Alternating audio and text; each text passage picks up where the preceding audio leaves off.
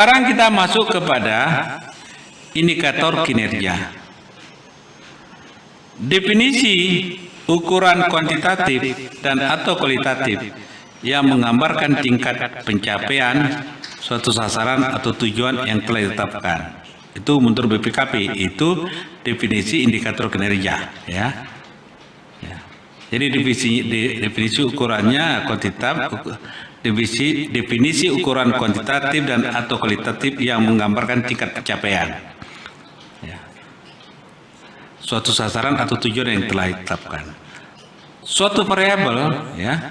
Jadi indikator kinerja juga merupakan suatu variabel yang digunakan untuk mengekspresikan, ya, secara kuantitatif efektivitas dan efisiensi proses atau operasi dengan berpedoman pada target-target dan tujuan organisasi. Itu menurut Lohman, ya, 2003, lihat itu, ya.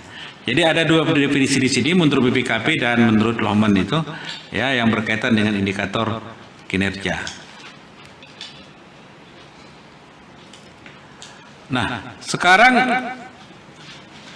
ada namanya critical success factor, ya, CSF. Ini penting sekali, ya, untuk critical success factor ini dalam kita untuk melihat bagaimana faktor-faktor yang sangat kritikal untuk mencapai suatu keberhasilan, ya. Jadi dikatakan di sini yang dimaksud dengan critical success factor itu adalah suatu area, suatu ruang, suatu area, suatu situasi, ruang, tempat, ya, yang mengindikasikan kesuksesan kinerja unit kerja organisasi. Jadi suatu ruang atau area yang menggambarkan, ya, yang memapping, ya, suksesnya kinerja suatu organisasi, ya. Itu critical success factor, itu faktor yang memang harus perlu diukur, ya. Area CSF ini menggambarkan preferensi manajerial, ya, preferensi manajerial dengan memperhatikan variabel-variabel kunci apa saja itu. Variabel kuncinya yaitu finansial dan non finansial pada kondisi waktu tertentu.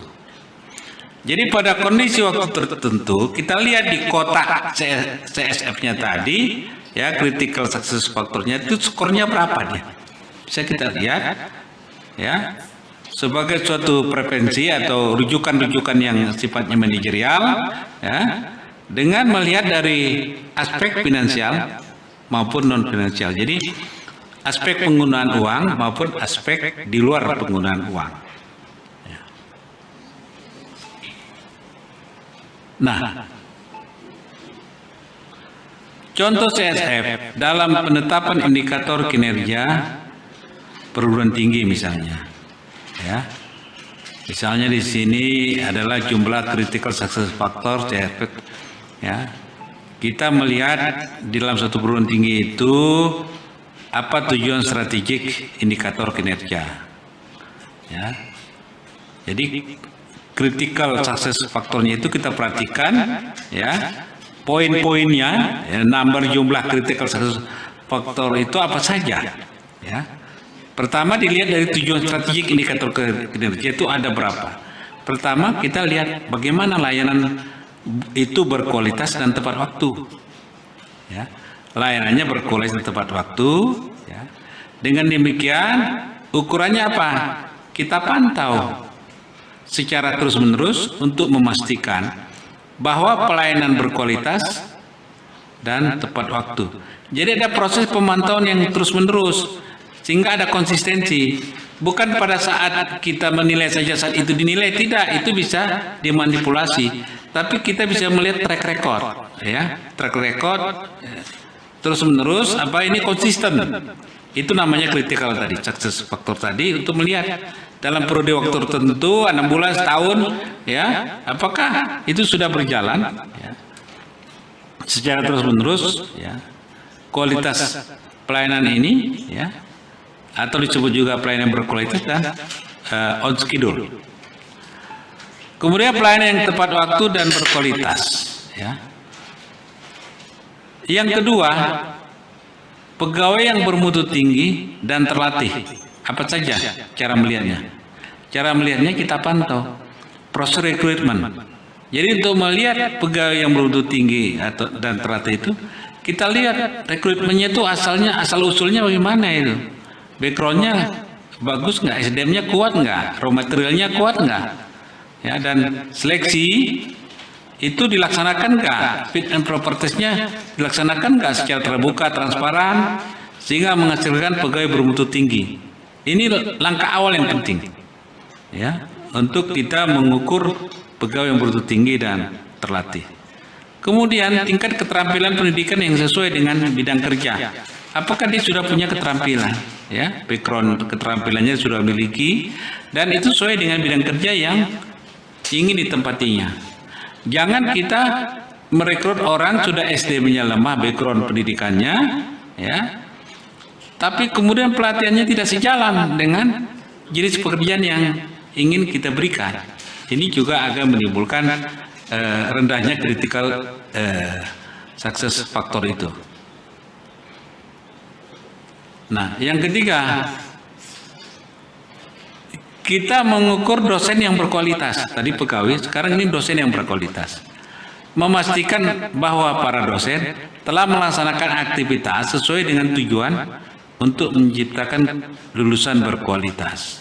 Ya, itu harus dipastikan. Jadi dokumen track record dia sebagai dosen itu harus terlihat dalam periode waktu tertentu untuk mengukur critical success factor ini.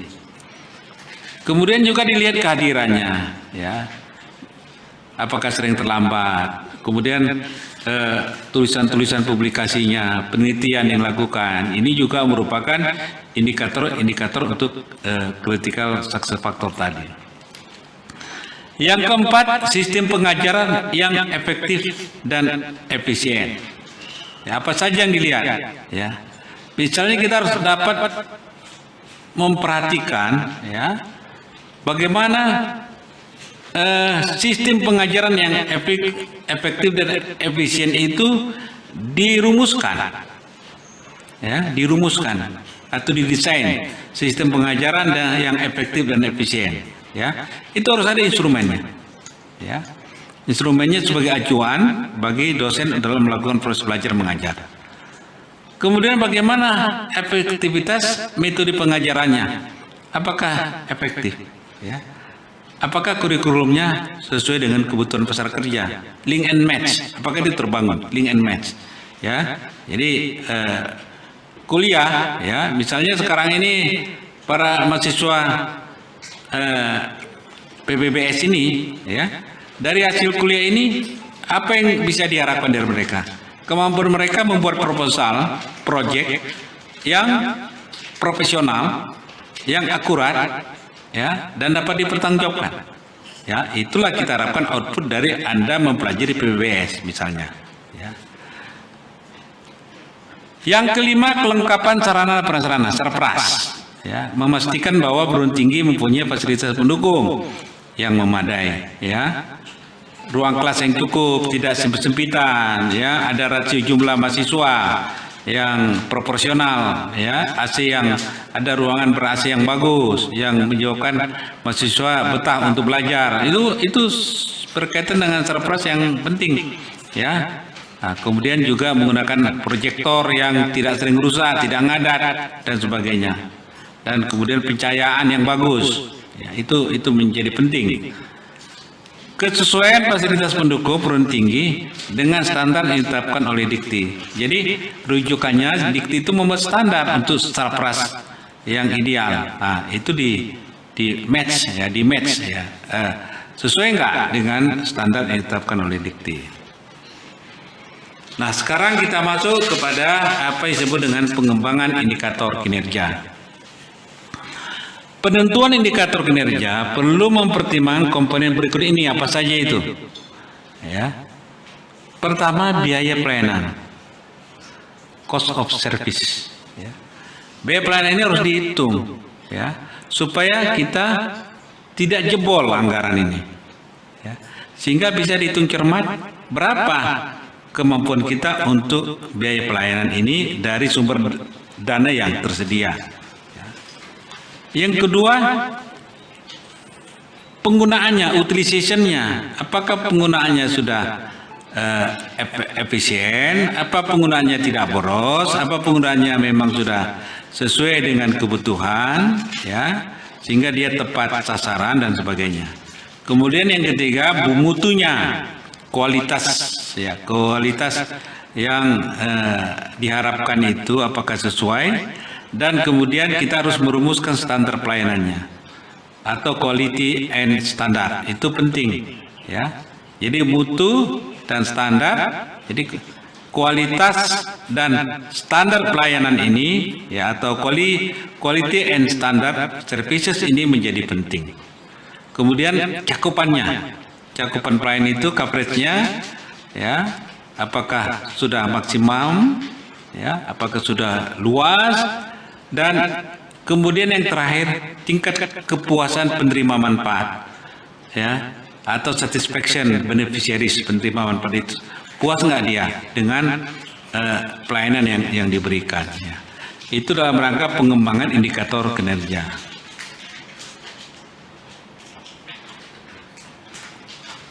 Apa saja syarat-syarat suatu indikator kinerja, ya? Menurut Palmer 1995, syarat-syarat indikator yang ideal adalah menyangkut konsistensi, ya, comparative, clarity, ya, controllability, dan contingency, comprehensiveness, boundedness, relevant, and feasibility, ya. Ini prinsip-prinsip yang harus kita pegang, ya. Prinsip-prinsip ini menurut Palmer ini merupakan ukuran-ukuran yang bisa melihat apakah suatu program kegiatan yang dilaksanakan itu sudah memiliki nilai-nilai standar yang diharapkan. Nah, kita lanjutkan lagi syarat-syarat indikator yang ideal tadi, ya. Menurut BPKP. Nah, ini tadi, ya, tadi kalau kita lihat tadi, menurut Palmer adalah, ya, konsistensi dan seterusnya sampai feasibility. Tapi bagaimana menurut BPKP? Ya. Menurut BPKP, ya, standar indikator yang ideal adalah spesifiknya, ya, harus spesifik dan jelas. Spesifik itu tidak cukup spesifik tapi jelas, ya. Spesifik tapi nggak jelas, kabur. Nah, ini repot kita, ya. Jadi spesifik dan jelas, dapat diukur secara objektif. Jadi siapapun yang mengukurnya akan sama penilaiannya karena menggunakan nilai objektivitas yang sama, ya. Jadi ada standar objektivitas yang dibangun, nilai objektif, bukan nilai subjektif tapi objektif, ya. Secara subjektif dapat diukur, ya. Kemudian relevan, ada hubungan, ya, ada hubungan satu sama lain. Harus cukup fleksibel dan sensitif. Fleksibel itu dapat menyesuaikan dengan perubahan lingkungan, dinamika lingkungan itu dapat dilakukan fleksibilitas. Dan sensitif itu kita peka terhadap perubahan lingkungan, ya. Perubahan terhadap lingkungan sehingga kita dapat melakukan fleksibilitas. Jadi fleksibilitas itu punya korelasi dengan sensitivitas, ya. Karena sensitivitas yang tinggi maka bisa dibuat suatu fleksibilitas yang bisa dilakukan. Kemudian efektif, ya. Jadi beberapa poin dari BPKB sama dengan yang disebut oleh Palmer sebelumnya. Sekarang kita masuk indikator kinerja sebagai pembanding. Beberapa perbandingan yang bisa dilakukan antara lain adalah membandingkan kinerja tahun ini dengan tahun yang lalu. Itu sederhananya begitu. Sering kita meng-compare year to year, dari tahun ke tahun. Tahun sekarang ini, tahun kemarin bagaimana? Ya, bulan sekarang begini, bulan tahun lalu bagaimana? Gitu kan? Jadi biasanya year to year. Parameter anggaran sering itu year to year, jadi tahun ke tahun. Jadi realisasi anggaran bulan November tahun 2020 bandingkan dengan November 2019 itu bagaimana? Ya, itu membandingkan, ya, dari tahun ke tahun. Membandingkan kinerja tahun ini dengan berbagai standar yang diturunkan dari pemerintah pusat atau dari daerah sendiri. Yang kedua, membandingkan kinerja tahun ini dengan standar yang dirumuskan. Ya, dirumuskan oleh siapa yang punya otorisasi membuat standar, apakah pemerintah pusat atau pemerintah daerah. Ya, kalau dia organisasi pemerintah. Ya. Kalau dia organisasi swasta, apakah main office atau headquarter, ya, atau cabang-cabang, branch, ya, itu terserah. Ya, bagaimana mekanisme itu berjalan. Membandingkan kinerja unit atau seksi yang ada pada sebuah departemen dengan unit atau seksi departemen lain yang menyediakan jasa layanan yang sama. Nah, ini lebih bersifat internal. Ya, mengcompare antara unit satu dan unit lain yang melakukan tugas yang sama. Misalnya tugas pelayanan di cabang A dengan di cabang B, dengan cabang C, ya, dengan fungsi pelayanan yang sama. Nah, itu bisa dilakukan penilaian. Membandingkan dengan berbagai ketentuan pada sektor swasta. Ya, itu kalau di sektor swasta. Membandingkan semua bidang dan fungsi yang menjadi tanggung jawab pemerintah daerah dengan bidang dan fungsi yang menjadi tanggung jawab pemerintah daerah yang lain. Jadi antar pemerintah daerah, ya, pada SKPD yang sama, ya, pada suatu kerja pemerintah daerah yang sama, ya, di suatu kabupaten dengan kabupaten lain, itu bisa dibandingkan. Bagaimana, ya, apakah memberikan suatu perbedaan yang sangat tajam atau tidak? Ada istilah lain disebut dengan estimasi indikator kinerja. Ya. Estimasi itu kan adalah sesuatu yang diestimatkan, yang diperhitungkan, yang diproyeksikan, ya, dari indikator kinerja itu, ya. Artinya estimasi ini sesuatu yang kita harapkan dapat tercapai dengan melihat kondisi-kondisi sebelumnya, ya. Misalnya kita melihat kinerja masa lalu bagaimana. Dari kinerja tahun lalu kita bisa mengukur, tahun ini kinerjanya ya paling naik 50%, 60%. Jadi ada estimasi sebagai exercise untuk mengukurnya. Nah, expert judgment ini juga, ya. Jadi dari segi tingkat keahliannya juga, ya, bisa diukur, ya. Dan ketiga adalah dari trend recreation, ya. Jadi kecenderungan regresi yang bisa dilihat secara linear itu pakai rumus-rumus, ya, itu kita bisa melihat estimasi. Jadi estimasi itu ramalan sebetulnya yang nanti tentu akan diuji setelah itu dilaksanakan dan dilakukan evaluasi. Jenis indikator kinerja pemerintah daerah. Kita masuk sekarang ke pemerintah daerah. Ya, jenis indikator kinerja pemerintah, ya, sebetulnya sama saja pemerintah daerah dan pemerintah pusat itu satu desain, ya, itu adalah indikator input, proses, output, outcome, manfaat, benefit, dan indikator dampak. Ya, itu udah jamak lah, itu udah sama dengan organisasi-organisasi yang lain. Jadi ada input, ada proses, ada output, outcomes, ya, manfaat, ya, indikator manfaat ini, ya. Nah, sesudah outcome itu sebetulnya outcome dan manfaat ini saling beririsan dan kemudian dampaknya lebih luas lagi.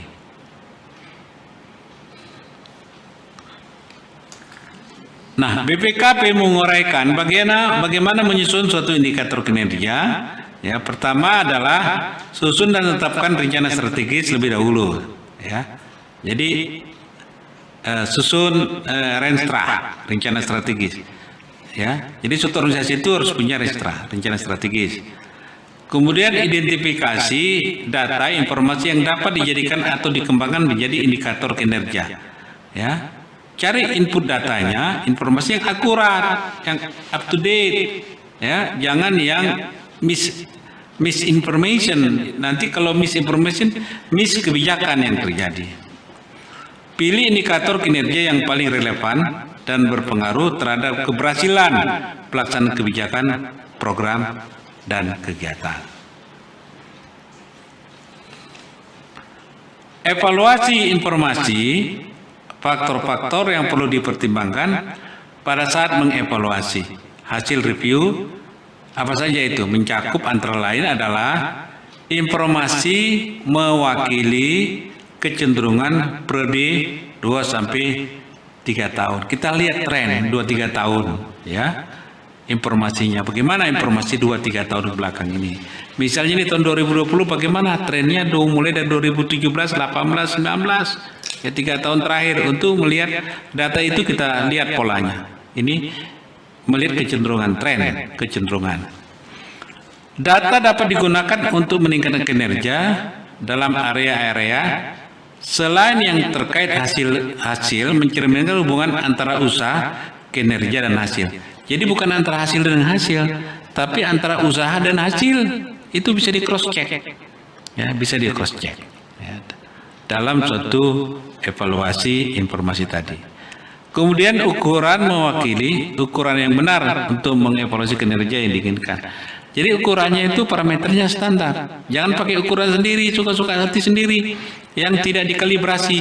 Jadi ukuran itu harus dikalibrasi sesuai dengan standar yang ada, dengan rujukan yang ada dan referensi yang ada, sehingga itu dapat dipertanggungjawab, ya, secara akademik maupun secara hukum, ya. Nah, yang tak kalah pentingnya adalah informasi tambahan. Penggunaan informasi tambahan dalam bentuk informasi kinerja yang lebih detail dan informasi statistik akan berguna dalam menjelaskan mengapa suatu kinerja berada di bawah atau di atas standar, mencapai target atau tidak, ya, atau bagaimana dengan benchmark yang kita ambil sebagai rujukan. Ini adalah hal-hal penting untuk sebagai informasi tambahan untuk meng-cross check kebenaran hasil analisa kita. Nah, kemudian analisis hasil adalah menyajikan indikator kinerja semata-mata tanpa rencana, ya, untuk memperbaiki kelemahan dan membangun kekuatan, akan menghasilkan penilaian kinerja yang tidak ditanggapi dengan serius, ya. Nah, jadi ini penting sekali, menyajikan indikator kinerja, ya, semata-mata tanpa rencana untuk memperbaiki kelemahan dan membangun kekuatan, akan menghasilkan penilaian kinerja yang tidak dianggap dengan serius. Jadi artinya adalah bahwa indikator kinerja itu harus direncanakan dengan baik, ya, harus diperbaiki kelemahan-kelemahannya, ya, dan kemudian harus lakukan upaya-upaya perbaikan, ya, sehingga ini menjadi rujukan untuk langkah-langkah berikutnya. Jika ini tidak ada, ini nggak akan dipakai orang, ya, sebab tidak ada sesuatu yang bisa diambil dari situ, karena kita tidak memberikan analisis terhadap bagaimana perbaikan terhadap kelemahan dan bagaimana bisa membangun kekuatan, ya, dan bagaimana kita bisa membangun kinerja yang lebih baik, ya. Kalau kita sebagai analisis tidak melakukan itu, maka tidak akan dapat apa-apa dari laporan itu. Jadi analisis itu penting untuk kita juga memberikan pandangan kita, ya, dari data yang ada itu bagaimana sebetulnya kondisi yang lebih baik yang kita harapkan yang bisa diperoleh, ya, dengan data-data yang ada, sehingga ini menjadi masukan bagi pengambil keputusan. Hasil pengukuran kinerja harus digunakan untuk menentukan kesenjangan antara standar, sasaran, target, dan kinerja aktual, ya. Jadi kesenjangan ini adalah untuk memperkecil bias.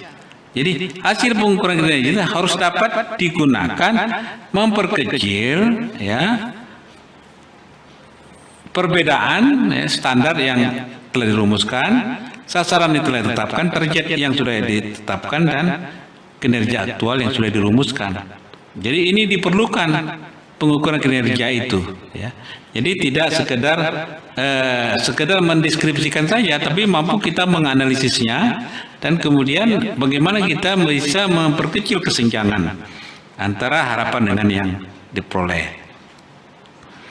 Ya. Nah, saya rasa ini dulu ya yang dapat saya berikan ya. Mungkin saudara-saudara bisa memperdalamnya lagi dari bahan kuliah yang saya telah berikan dan dapat dielaborasi dalam diskusi-diskusi ya di antara para mahasiswa sesuai dengan kelompok-kelompok yang telah ditetapkan. Saya akhiri dengan billahi taufiq wal hidayah. Wassalamualaikum warahmatullahi wabarakatuh.